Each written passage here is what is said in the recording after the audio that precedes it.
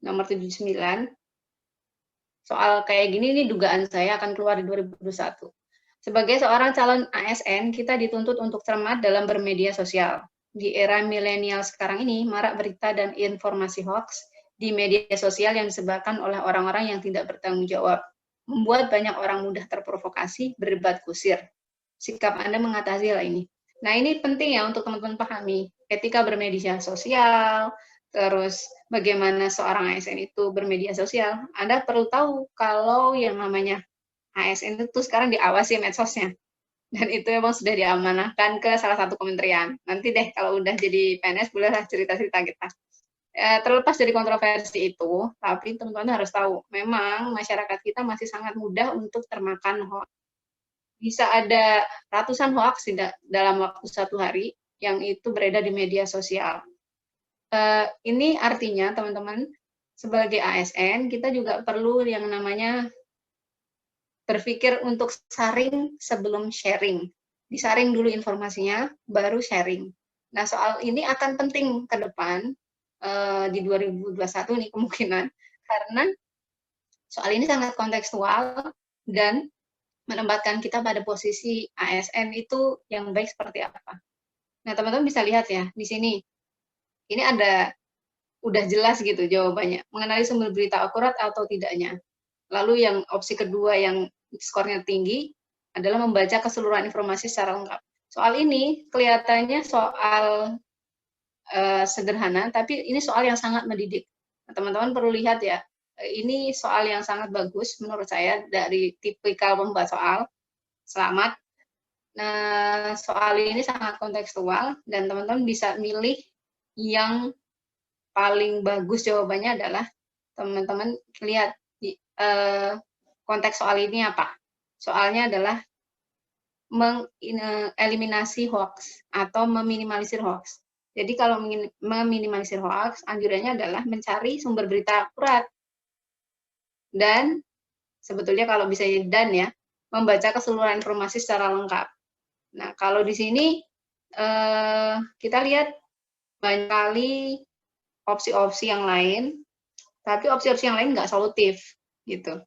Misalnya membatasi penggunaan media sosial yang penting-penting aja. Ini hanya untuk kepentingan individual aja, nggak ada orientasi layanan publik tuh nggak ada. Jadi teman-teman ya gitu aja. Kalau yang C misalnya, mengenali dari judul berita, terkadang terkesan provokatif. Dari judul berita oke, terkesan provokatif, tapi cuman belum tentu juga. Sekarang banyak clickbait ya. Clickbait itu jadi biar diklik aja beritanya. Bad news is a good news buat media. Jadi itu clickbait. Dibuka karena judulnya aja. Dan sering banget kita temuin di WA terutama ya. Teman-teman itu share gitu aja, belum dibaca dalamnya. Artikelnya belum dibaca, udah share gitu aja. Nah, lalu yang ketiga nih membaca, yang D maaf, opsi D membacanya saja kemudian tidak mengambil posisi informasi tersebut, ini skornya paling rendah ya karena emang cuek aja gitu, nggak ada apapun gitu. Padahal ini sudah jelas ya di soalnya pertama, sebagai seorang calon ASN kita dituntut cermat dalam bermedia sosial. Artinya itu ada tuntutan di situ, ada tuntutan apa? Nah, jawabannya tentu saja yang paling bagus, kalau enggak B, ya E. Tapi skor yang paling tinggi di B.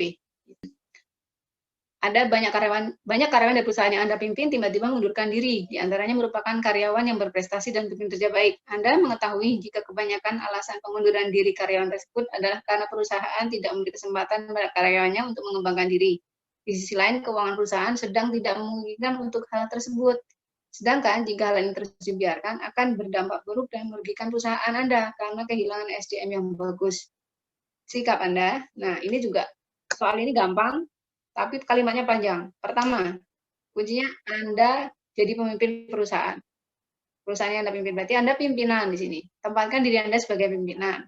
Mas masalahnya apa? Oh, masalahnya ini kalimatnya negatif ya. Banyak yang mundurin diri karena kelihatannya nggak dikembangin. Lalu karyawan nggak merasa berkembang, keuangannya juga nggak mungkin kan ternyata. Nah, padahal secara jangka panjang ini akan kehilangan SDM. Sebagai pimpinan, Anda harus gimana gitu. Nah, ternyata jawaban yang paling baik adalah D, karena harus pemimpin sendiri itu harus memberikan pembekalan.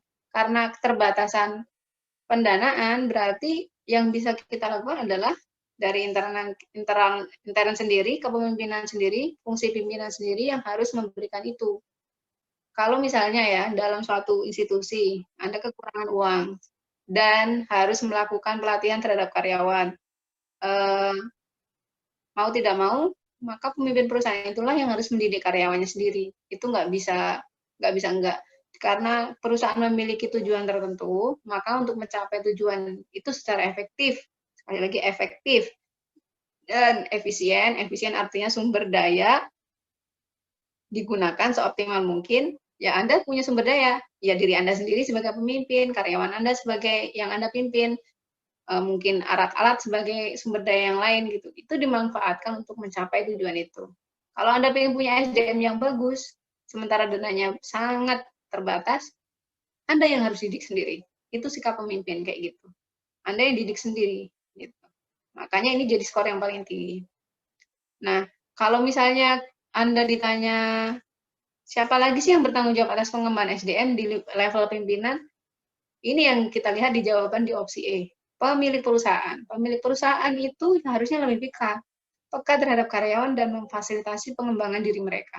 Dua opsi ini yang paling tinggi skornya. Tapi sekali lagi ya, memang levelnya kan kelihatan ya. Semuanya adalah level tanggung jawab kepemimpinan. Mana nih yang Anda pilih? Kalau opsi D, ternyata opsi yang skornya paling tinggi. Anda bisa dapat SDM yang bagus dengan melakukan pembekalan, tapi Anda sendiri yang melakukan. Artinya sisi keuangan sudah Anda atasi. Nggak perlu ngeluarin uang, Anda sendiri yang didik gitu. Cukup bisa difahami ya, nomor 94. Anda menyelesaikan tugas, menyelesaikan urusan kantor di luar kota dengan beberapa rekan tim lainnya. Artinya apa? Artinya Anda sebagai anggota tim. Tugas ini penting bagi perusahaan. Diminta bekerja dengan cermat, cepat, efektif, efisien, mematuhi SOP yang ada.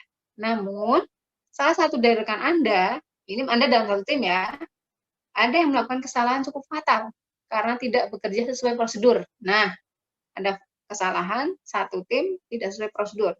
Apa nih yang sebaiknya dilakukan? Nah, sekali lagi sebagai anggota tim, pertama yang Anda lakukan adalah membicarakannya dengan anggota tim yang lain. Mana nih yang anggota tim lain? Yang opsinya yang membicarakan dengan anggota tim lain. Ternyata ada 2. Ya. Ada opsi C dan opsi E. Nah, opsi C dan opsi E ini bagus. Kenapa? Karena opsi E itu membicarakan kepada atasan tentang permasalahan tersebut, itu adalah kultur birokrasi. Melaporkan, mempertanggungjawabkan, menyampaikan persoalan, memohon arahan, itu tuh biasa kultur birokrasi kayak gitu. Membicarakan. Nah, tapi yang paling penting adalah karena ini adalah tim pekerjaannya, maka penting, yang paling penting, skornya paling tinggi adalah membicarakan dengan rekan kerja yang lain untuk mengambil sikap. Karena Anda sedang melakukan misi di luar kota, di luar lokasi perusahaan untuk menyelesaikan misi dari perusahaan. Artinya, yang harus bisa menanggulangi itu adalah orang yang ada di dalam tim itu sendiri. Itu yang paling penting, makanya skornya paling tinggi. Itu aja. Kerjasama, kerjasama, kerjasama. Itu yang paling diutamakan di dalam sini. Kalau membicarakan kepada atasan, itu memang kerjasama ya, tapi hanya dengan atasan aja. Nah, cuman nggak ada solusinya. Ini harus diselesaikan bersama karena ini adalah kerja tim.